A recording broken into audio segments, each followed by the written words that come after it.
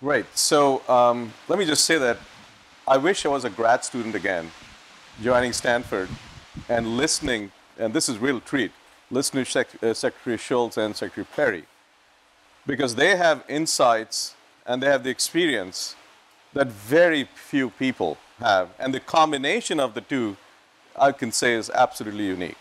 So this is a real treat. Let me first say, just give you the little format. We will start with some opening statements. We'll have a discussion. And then later on, about the last half of this hour, we'll just open it up for questions. And it's really for you to have the conversation with the two secretaries out here. So let me start with Secretary Perry. Would you like to make a statement? I'm going to talk briefly about how energy in general, oil prices in particular, can affect national security. I want to make this as an opening statement because I think it's not likely that your questions will broach on this issue, and yet it's one that's very important. And specifically, I'm going to talk about how $40 a barrel oil is affecting Russia, which in turn could affect the security of the United States. Why have I picked Russia instead of one of the other petrostates, Saudi Arabia, Nigeria, Venezuela? It's because Russia still has thousands of nuclear bombs, as well as the ICBMs and the submarine-launched missiles and the bombers to deliver those to the United States. Or, as a popular Russian journalist stated in Russian media lately, Russia is the only country capable of turning the United States into radioactive ash. Just think about that for a little bit. Just so no one missed that point, Russia has underway and is trumpeting to the world that they have underway a major program in nuclear arms building. They're building new ICBMs, new submarine-launched missiles, new bombers, the whole bit. It seems likely to me that the already one impact on the United States is that we will feel obliged to follow suit. And we're going to be off into a new nuclear arms race like the one we had during the Cold War. There's one side consequence of that from the United States point of view. The estimate of the cost of those nuclear arms in the United States is about $1 trillion. Your mind can't even grasp what $1 trillion is, but tell me it's a big, big number. Russia's nuclear buildup is only a backdrop to their aggression in Ukraine and its implied threat to the Baltic nations.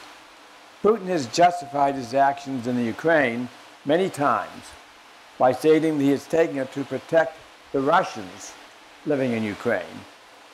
Now, to one who grew up during the era of World War II and prior to World War II, that sounds chillingly like the statements that Hitler made about what he was going to do to protect Russians who were living in Czechoslovakia.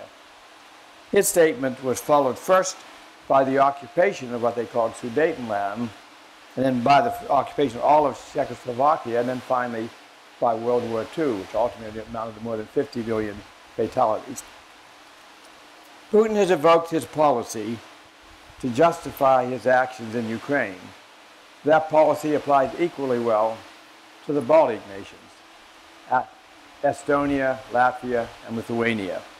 More than a third of the Estonians are Russian-speaking and are the children and the grandchildren of Russians who were sent to Estonia by Stalin after World War II.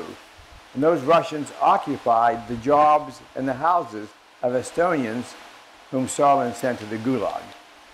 So naturally, there's quite a lot of tension in Estonia between the Russians there and the native Estonians.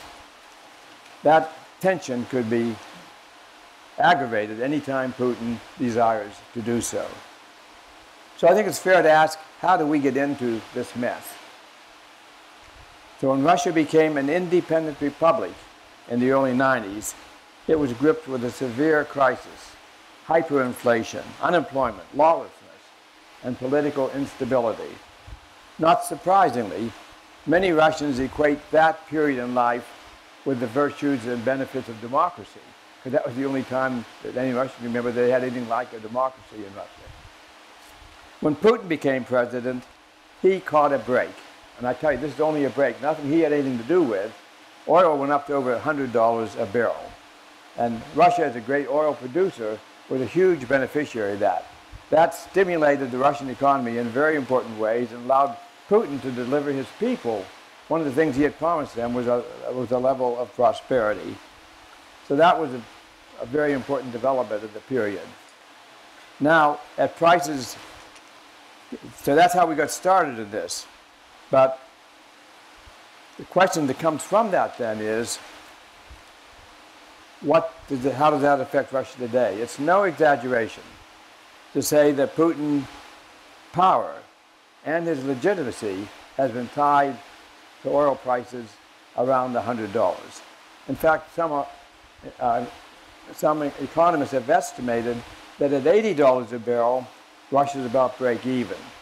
That if the prices go higher than that, they accumulate a surplus. They accumulate reserves. If the price goes lower than that, they eat into those reserves. But for almost the last year, the prices have not only been lower than $80 a barrel, they've been a lot lower than $80 a barrel. On top of that, Russia has had sanctions imposed on them. So between the very low price of oil, between $40 a barrel oil and the sanctions, Russia's economy is in a mess today. And they're certainly eating into their sanctions. Now, from a security point of view, there's some good news. And the good news is there'll be fewer resources then to spend on nuclear weapons and to spend on other military expenditures. The bad news, though, and I want to emphasize the bad news, is that because this will threaten the legitimacy of power of this regime, it could re-stimulate a popular series of protests, such as they had a few years ago. And if that happens, Putin in turn could play his national card. That is, he in turn could re-stimulate actions in the Ukraine, more military action in the Ukraine, and he could initiate military actions in the Baltics. I don't have to tell you that not only is Ukraine a problem with the United States, but the Baltic nations are NATO members. And the United States and the other European countries in NATO are pledged to defend them if they are attacked. So this could lead the United States and Russia into some kind of a military confrontation. That's the potential bad news at the end of $40 a barrel oil. Opening comments, we can talk about that later. George? Who wants to follow that? Let me out of here. Let me touch on some very different things. I'll talk about some lessons from experiences I had that are applicable today. In 1969, I was Secretary of Labor, and the President suddenly made me the chairman of a cabinet committee on the oil import program. President Eisenhower had thought that if we imported more than 20% of the oil we use, we were asking for trouble in national security terms. So we had a quota system. That was our energy policy. And we were bumping up against it. That was the reason for the task force. We had a very good bunch of people, and we said some things that we thought were obvious. Namely, the vulnerability was to the Middle East. The problem wasn't military, it was the turmoil in the Middle East. So we should keep our imports from that region down. Number two, we should have a storage capacity for oil, so we'd have an insurance policy against a cutoff. Number three, we should change the quota system to a tariff system, so we collected the rents, not the Saudi Arabians. And number four, since we knew more about the subject after we studied for a week or so than anybody else in the government should have some way of paying attention to this subject. It's a strategic matter. The report was published. The President thanked me, patted me on the head, and said, "Nice report." There were congressional hearings. Nothing was done. In 1973, I'm Secretary of the Treasury. What comes? The Arab oil boycott. At that time, and this was just about what we predicted, at that time, a lot of electricity was produced by oil. So Christmas lights were basically prohibited. Gas stations closed on weekends. Defense Department security was worried a lot about it.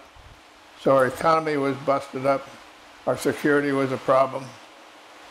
It was a big, and people came in to me. There was no energy department. They would come in to me and say, I have some ideas for what other things we might do. And I thought some were interesting and supported them. Well, pretty soon the price of oil went back down again and everything stopped. So I learned from that, number one, that if you're ready, as our task force had made us ready, and an opportunity comes, you get something to happen. If you're not ready, the opportunity will probably go away and nothing will have been done.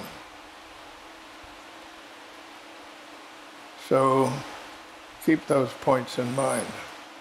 There's another point, however, namely, as history repeated itself and the price of oil went up, interest in doing something else would rise, and when it goes down, it would all stop.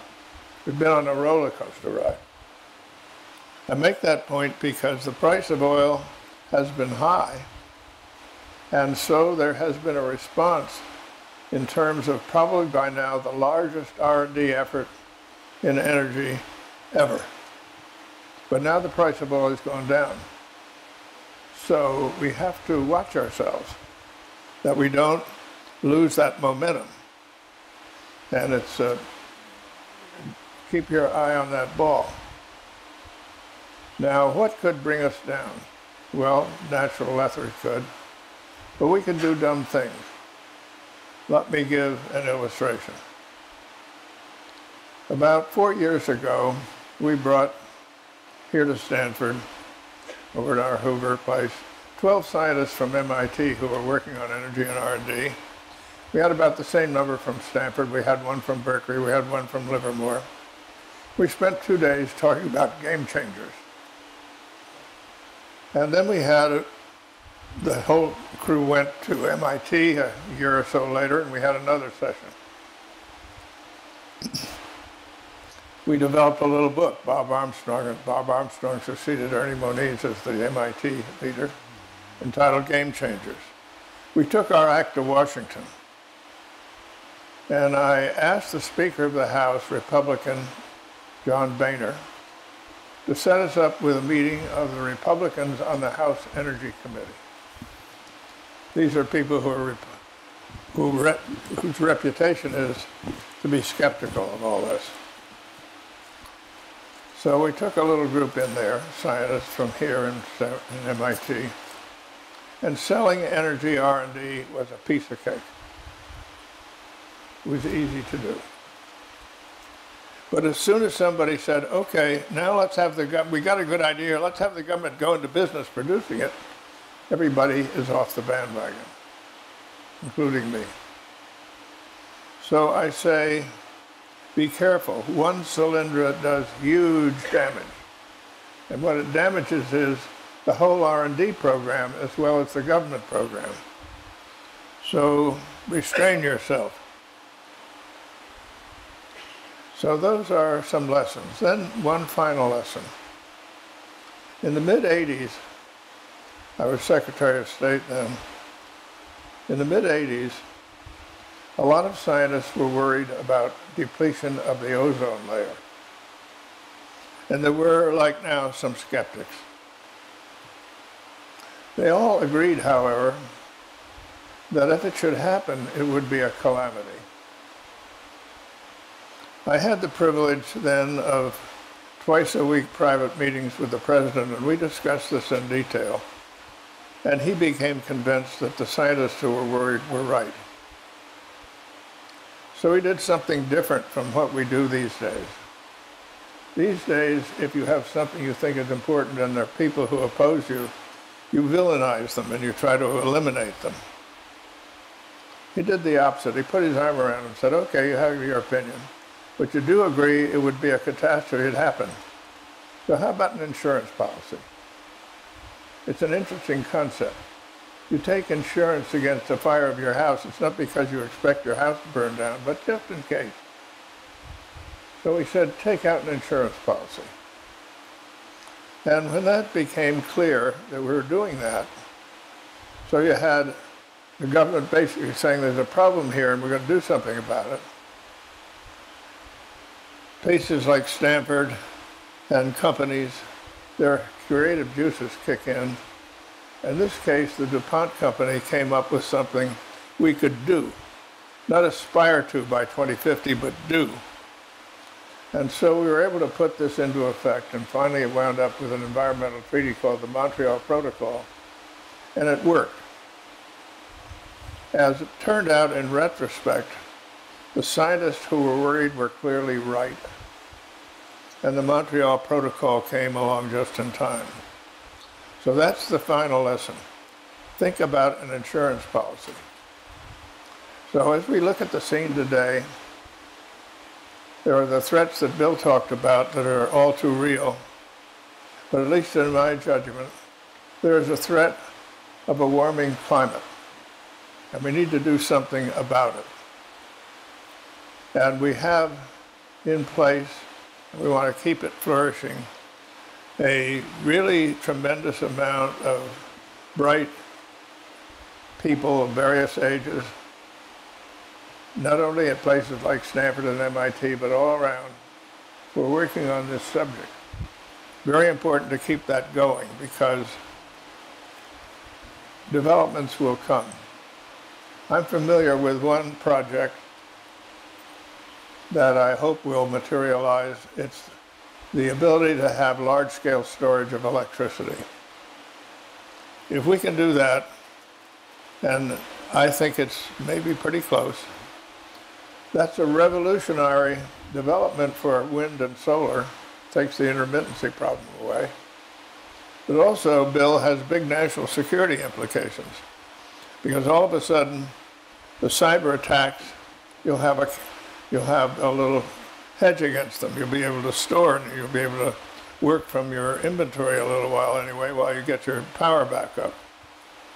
So there are big opportunities here, but we have to watch ourselves politically and otherwise to keep this big process going and get the kind of results that are going to avoid the catastrophe that we can all too easily see coming.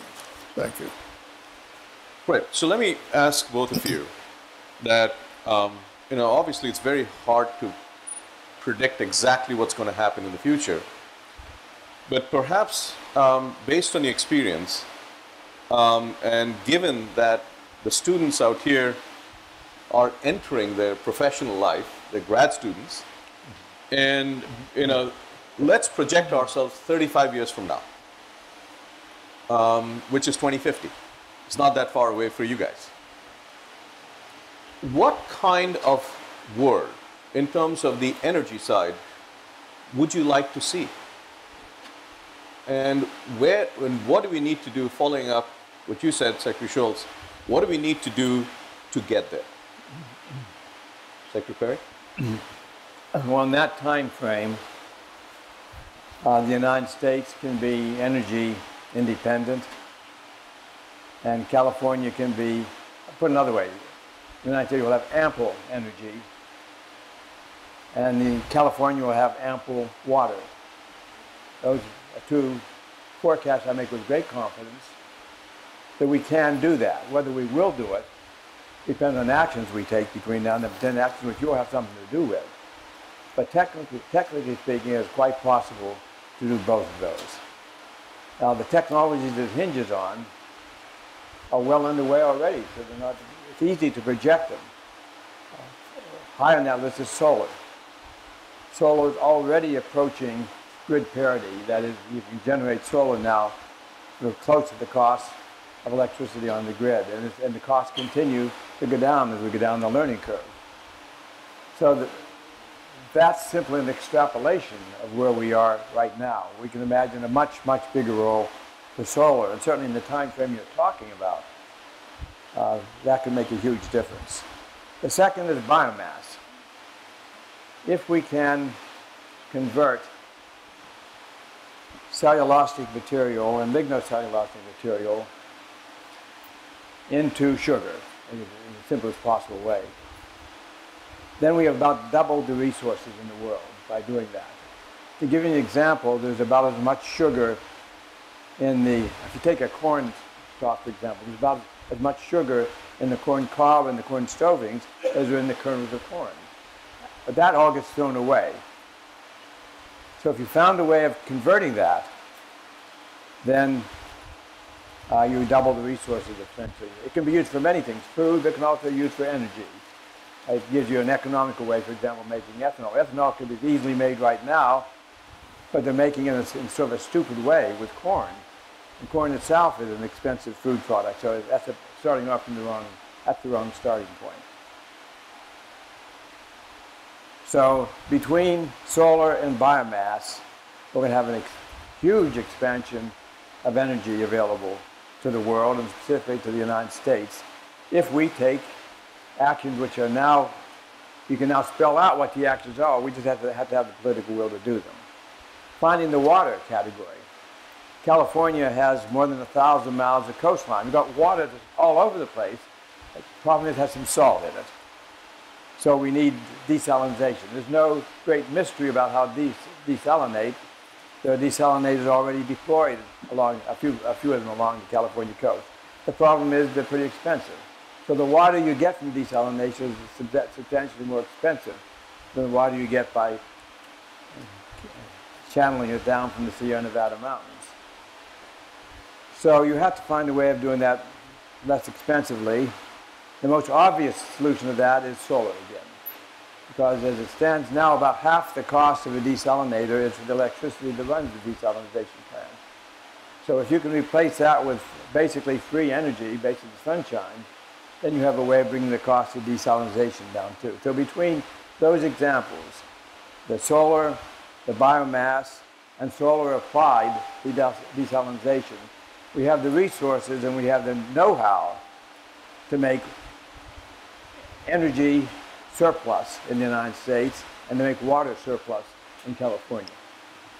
And you will be at the middle of your careers at that time. Some of you will have children sitting where you are right now, and so you should care a lot about what that kind of world looks like. But it's your actions that have to be taken to make that happen. The technology is there, the concept is there, but it has to be realized through real action and through political will. Well, I agree with everything Bill said, but I have an idea for you, Bill, and then one thing to add. The idea is that when it comes to desalination or purification, the reason it's expensive is the energy has to push the salt water through a membrane. And if you could invent a membrane, and I think I know of somebody who has, that lets it through easier, you reduce the amount of energy needed to do it. And you can cut the cost of desalination and purification. There's a huge amount of water that is impure but can be purified, just as you can get salt out. And we can change the energy picture, the water picture, as you say. I think it's also important in this field to level the playing field. Make all forms of energy compete on an equal basis. How do you do that? Some forms of energy, like solar, produce no carbon. Other forms of energy produce considerable amounts. So when they do that, they impose a cost on society. And I think it's fair to say they should be made to bear that cost so that the playing field is equal. And the way to do that, and I've advocated this publicly, is by a revenue-neutral carbon tax. I wrote an op-ed in the Wall Street Journal on this, and I had as my fellow writer the late Gary Becker, who is considered the most conservative economist in the world. So it's not a nutty liberal idea, it's something that people have endorsed. I say, make it revenue neutral, so that there's no drag on the economy as a result. The money gets back into the economy. You don't slow the economy down. You just change the structure of incentives and level the playing field among forms of energy. So I think if you did that, it would, and keep that there permanently so people know that that's part of the process, then you change the incentive structure and you get the kind of result you want. So let me ask you about nuclear. About what? Nuclear. Nuclear. I think, when I gave the talk, there were some questions in nuclear. And I think a lot of people feel that it may be difficult to decarbonize without having nuclear. And the question is, do you share that belief? And if so, what do we need to do to have higher penetration of nuclear in our electricity system? Secretary? Well, oh, sorry. Go ahead. The vision that I described earlier did not depend on nuclear. But it did depend on maybe 10 or 20 years to get there. And certainly we need, in the meantime, we need nuclear to tie to solar. So I think the minimum that we need to be doing is nuclear, find a way of sustaining our existing nuclear reactors for that time period. It gives us a breathing space to get the solar and the biomass developed to a level. It's not just enough to say we have the technology for the solar and the biomass today, we have to get them to scale. And that will take 10 or 20 years, and so nuclear provides a very good interim measure while that happens. In my vision of 2040 or 2050, we don't have to depend on nuclear. I'm not opposed to it, I'm saying it's not required. We have a man at Hoover who is a retired 4-star admiral. His name is Jim Ellis. And he commanded a carrier that had a nuclear power plant on it. And after he retired, he was the head of a nuclear regulatory agency. The people who own nuclear power plants in the United States realize that if something goes wrong on one of them, they all pay a heavy price. So they've created their own regulatory agency, and they go around to each other's plants, and the people going know what they're looking at. If they see a problem, they get it fixed. And Jim ran that. So he's very familiar with nuclear things, and he is heading a little task force for us. We're going to have a larger meeting about it on small nuclear reactors. After all, he presided over one when he ran a carrier. He's also been in submarines. It's almost as though you can park a submarine in San Diego and use the power. But why can't we commercialize this? Well, there's a long ways to go, but still, it's obviously there. The idea would be you produce your nuclear power plant in a factory, and you bury it. And you have enough fuel in it so it can go maybe 5 years. And it's also distributed power in the sense that it's not a huge plant with a big grid. It's smaller, and it serves a restricted area. So if this could get going, it could be revolutionary. So we're doing everything we can to identify the problems and see how they can be solved. And the guy who's doing it is an experienced person who knows what he's doing. So I think this is something worth pushing. But as soon as you say nuclear, you are not only confronted with accidents, but you're confronted with weapons. And it was interesting to me, when I was in office near Kiev, there was the Chernobyl nuclear disaster. Remember that? It was a huge disaster. And I was really interested that the first time I met with Mr. Gorbachev in the Soviet Union after Chernobyl, I found that he had asked the same question I had asked our experts. That is, what's the relationship between what happened at Chernobyl and what it would have been like if a nuclear weapon had been dropped there? And the answer is, it's not even close. The nuclear weapon is so much more damaging. It's a way of making you think of how awful these weapons are and the amount of destruction they do, and how they just don't belong in human hands. We occasionally have people from religious communities. The Catholic bishops came as a result of a talk you gave in Notre Dame, I think, Bill. The evangelicals have come, other denominations have come. And they all, at some point, somebody says, who do they think they are, God? Who thinks they should be able to push a button and kill 250,000 people or something? What is this? These weapons are unreal.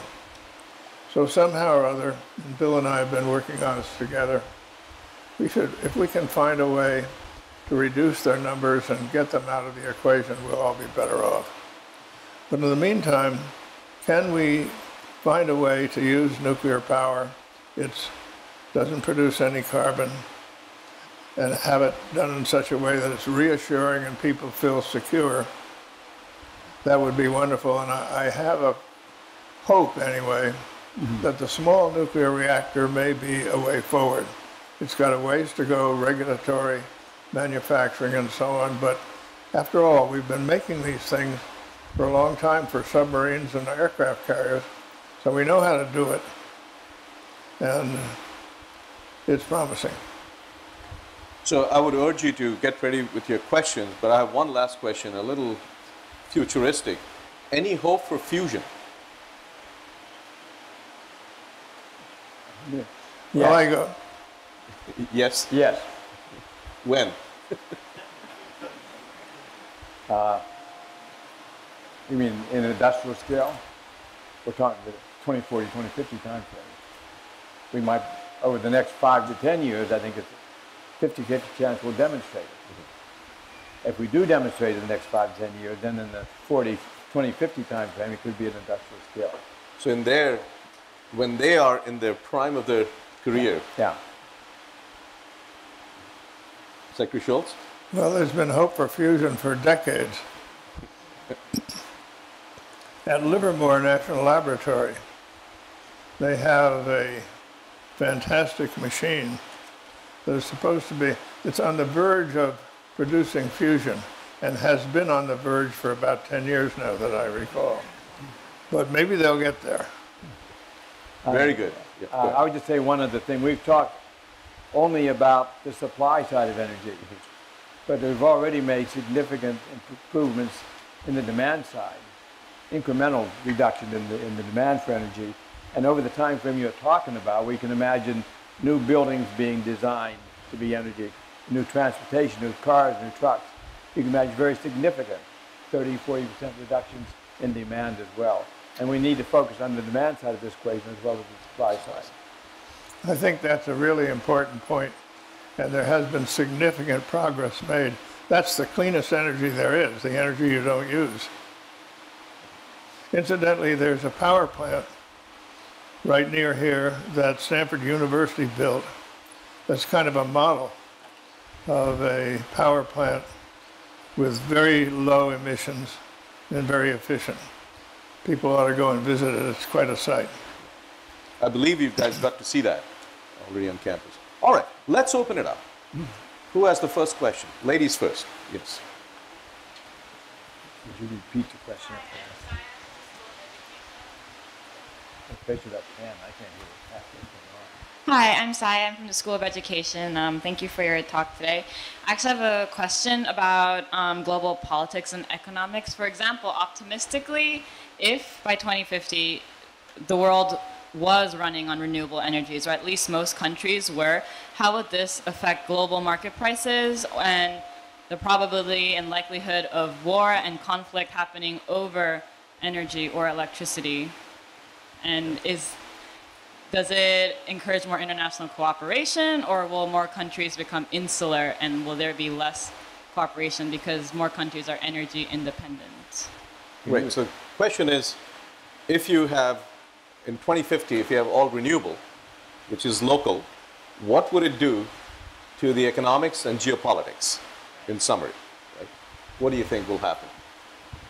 Be good for the economy, and since it's local, you would not be as dependent on faraway places. So probably that would be a positive as far as geopolitical tensions are concerned. Well, I would only add to that that because it's local and because it's therefore not so dependent on disruptions, it lowers your vulnerability to cyber attacks, for example, on the utility systems. I think in the electricity sector, we are fairly local. We don't, except for Mexico and Canada, we don't share electricity. I think the big challenge is how do you get transportation to be driven by local? And that's the electricity side, there's electrification, but we still need oil. And in the United States, at least we're going to be independent. But Arun, Yeah. I have a home here on the Stanford campus. I have some solar panels on it. I've long since paid for them by the amount I've saved on my electricity bill. I drive a little Nissan Leaf around the campus. You know how much my fuel costs me? Nothing. What's not to like? Question out there. Hi, this is Hala from the engineering school. So we have enough current. Can you hear me? A little louder. This fan is really loud. Go ahead. Yeah, we have enough current tension due to oil worldwide politically, and we have enough wars going on. Do you see personally a disastrous future ahead of us if we consider nuclear power? Because advancing this technology means, on the other hand, having to advance nuclear weapon technology. So what's your comment on that? Does that raise extra tension? Is it gonna increase the tension worldwide? So let me try to understand. The question was that with oil, there is conflict today around the world. If we go to nuclear power for electricity, Yeah. will there be a conflict as well? Yeah, I see it as a disastrous, more disastrous conflict going on. If we consider nuclear, do you see it? If the world Yeah. uses nuclear power. Yeah, because advancing nuclear power would mean advancing nuclear weapon development in the same time. Oh, I'll make one comment on that. And that is nuclear power in the hands of nations who do not have nuclear weapons open a risk of nuclear proliferation. That's been demonstrated in North Korea. It's been demonstrated in Iran. Although Iran hasn't gone to nuclear weapons, the issue which led to the great controversy and the nuclear deal had to do with the danger that Iran might use its nuclear power plant as a cover for making nuclear weapons. So that's just one aspect of the question you asked. Well, but the point is, if you can enrich uranium, you can produce a nuclear weapon. The hard part is enriching. The easy part is turning it into a weapon. So that's what worries people about Iran. It has a vast capability to enrich uranium. And of course, any country that gets a nuclear power plant can reprocess the spent fuel into weapons-grade material. So that's another problem that people worry about. So the U.S. has had a policy for a long time, abandoned now with the Iran deal, but had a long time had a policy of drawing a sharp line between the technology of knowing how to produce a nuclear power plant and the technology involving enrichment and reprocessing. And if somebody's going to build a nuclear power plant that we help with, to make arrangements to bring the spent fuel back somewhere so they don't have it.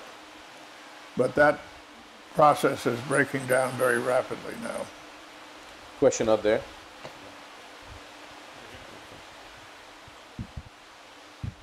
Yes, thank you for joining us this afternoon. And since you have served in the highest echelons of American government, I would like to hear how you would evaluate this administration's energy and environmental policies. And also, are you hopeful that we will see American leadership in Paris this December? Because we did not see that in Kyoto. How do you evaluate this administration's performance in energy? And what do you expect in Paris? negotiations on climate? I think President Obama has been right to emphasize the importance of the climate threat and trying to do something about it. I think in tactics, for me anyway, it has not worked well. That is because there's a constant campaign going on. You have to remember, campaigning is an act of division. I campaign so you'll vote for me rather than you. I'm dividing myself from you. Governing is exactly the opposite. Governing is figuring out how we can find some common ground and work something out together. So we now have a situation where almost any issue that you name, there's a lot of division. And somehow I think we have to stop campaigning about it and start governing about it. As far as Paris is concerned, I'm sort of a skeptic of these big meetings in which people try to agree on something to happen by 2050. What matters is what you do today. That's why the Montreal Protocol was so successful. We had something you could do today. And one of the things I suggested actually to Ernie Moniz when he became Secretary of Energy, I said, why don't you go to make a deal with the Chinese? They're the biggest emitter, we're the biggest per capita emitter. And say, let's make a little deal where, first of all, we set aside intellectual property matters, we settle that so nobody worries about that. And let's identify all the possible things you can actually do and start doing them. And if we do that and we start really doing things and it's starting to work, then other people will want to do them too, so we'll say, welcome to the club. And start spreading things you do as distinct from things you agree to do by 2050, which I don't really have much hope. Secretary? I think President Obama's views and policies on both energy and climate change are good views. I agree with them fully. I think his accomplishments in this area have been very limited. I blame that not on his ineptness, I blame it on the fact that we've got a dysfunctional government right now that affects not only this issue, but many other issues as well. And for that reason, however well prepared we go into Paris, I think we're not going to get much out of it. But I blame that mostly on our dysfunctional government, not on the administration. With the dysfunctional government, we have to, everybody is campaigning. All they do is raise money and campaign. When are you going to stop and say, you get elected to govern? Govern is different. For example, they're going to vote in Congress pretty soon on a continuing resolution. This is a gigantic amount of money. If it doesn't pass, the government closes and all that stuff. It is a cop-out by the Congress. The Constitution gives the Congress the power of the purse. You can't spend a dime as Secretary of Defense unless it's appropriated, authorized and appropriated by the Congress. So that's their job. And the right way to do the job is the old-fashioned way, where you hold hearings on sub-units of each cabinet department, and we discuss these things in operational terms. And you find out that that's not particularly partisan. It's operational, and it sets a different atmosphere. And if we go about the old-fashioned way of going about things, I think we'd see this atmosphere change.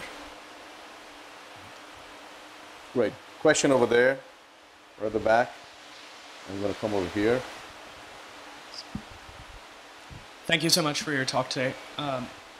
When you think about the carbon tax as one of the most efficient solutions to balancing the playing field, while as improbable as it seems currently, even if we were to implement it in the US, how do you extrapolate that, how do you extend that across the world to other large polluting nations like China and India and even the EU? Question is, if you even if you have carbon tax in the United States, which seems unlikely right now, but even if you had that, how would you spread that across the world so you have some uniformity across the world? Well, in the first place, if you can get it into effect in the United States, it has a certain exemplary quality to it. And you can argue, particularly if it begins to work, you can point to it and say, here's something that works. Incidentally, there is a revenue-neutral carbon tax in place in British Columbia, and it's been there for about 5 years, and it's worked quite well, I believe, and the income per capita in British Columbia has actually improved a little better than Canada as a whole, so you can't argue that it's messed up the economy. So you have something to point to. But you can also take a step by saying, we have a carbon tax here, and anything that comes as an import to the United States from some other country that doesn't have any such thing is going to get a tax put on it. So you give them an incentive by virtue of that to try to replicate the experience. So I think you can do certain things. Secretary? Well, I would have said the same thing, but probably not as well as Secretary Schultz said it. Okay, you had a question over here, and I'm going to spread that around a little bit. Hi there. Thanks very much for the talk today. It's been fascinating. My name's Dave. I'm with the law school, and I'm also reluctant to admit in energy circles that I'm from Canada, because Canada's not been a very fair player over the last few years. But my first question is whether or not you guys are willing to run for president. It might be too late, because we're in need of good candidates this year. But the real question is, if you could lead development of a bill aimed at facilitating a clean energy future, what would be the key 2 or 3 features that you would build into that bill? You've touched on a couple, but I'm interested in how you would prioritize that. What would you prioritize in a clean energy bill if you were to structure that today? I think the answer is easy.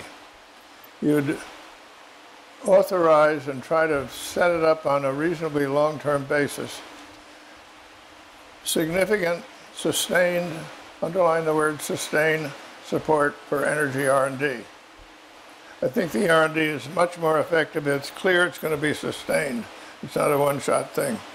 So I'd try to do everything I could about that. And then I would do my revenue-neutral carbon tax. And so you'd be saying to people, put a price out there, and then you compete against that price. And let the market figure out where it wants to go. But you put a price on carbon. So you make it significant to people to figure out how to do something that doesn't incur that price. So I don't think it's complicated. I think it's simple. But then you have subsidiary things like, I would look at something like the small nuclear reactor and really try to make a project out of it. What can we do to move this along and get it into reality? Among other things, let's have careful regulatory process, but let's not have a regulatory process that's just a big inhibitor of doing anything. Secretary? Yeah, a robust R&D program and a well-crafted carbon tax. And on your first point, I would never, ever vote for president for somebody as old as I am. You'd never vote for what? Anybody as old as I am. For president? Much less as old as you are. Well, I'm about 95 years old. I'll be 95 in a couple of months. So I'm not ready for an 8-year term. Yes. Come there. Hi, thanks very much. I'm Sebastian Serra from the business school.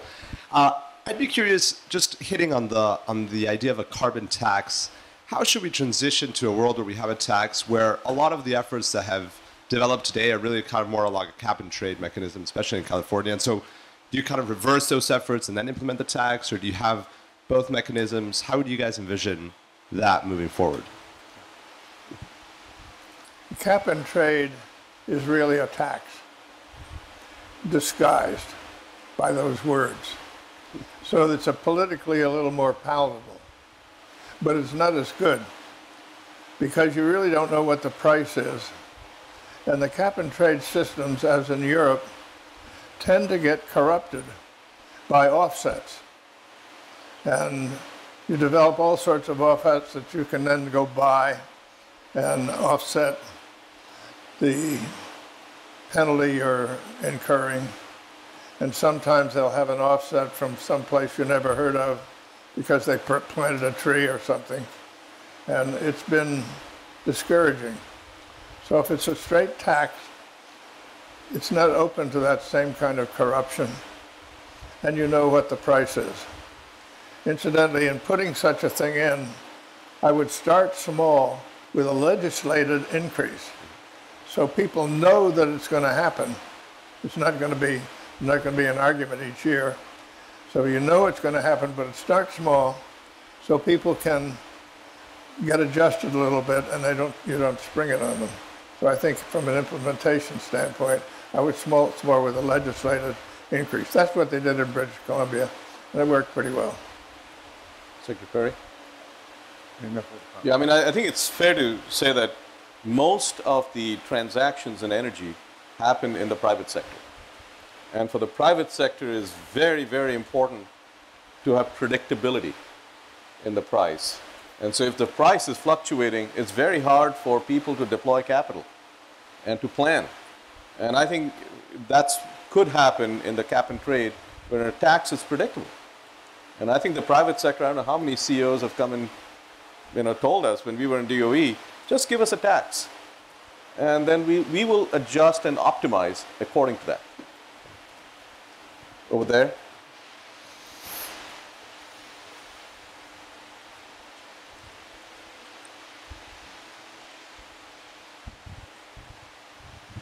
Thank you very much for your talk. My name is Himanshu. I'm from the business school. The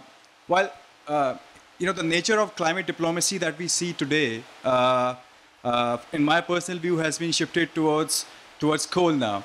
So people are talking about when does the coal consumption of China peak, when will the coal consumption of India peak, or EU and so on and so forth. So while another culprit of to that extent has been oil, and I think a bigger culprit. So as one of the biggest oil producer now, which is US, what do you think could be done on the diplomacy front to sort of move towards a cleaner future in oil? While a lot has been done in the coal sector, and China's coal consumption has, a lot of people say, will peak or has already peaked, and so will India. So India says by 2030 they'll peak. So what can be done on the same lines for oil? Thank you. Coal and oil diplomacy, how do you do that? In the context of climate? Well, you put a price out there. Actually, what's happening is, of course, natural gas has gotten much less expensive. So it's you wouldn't going to build a new coal plant today with the current technology and prices. So the marketplace is operating.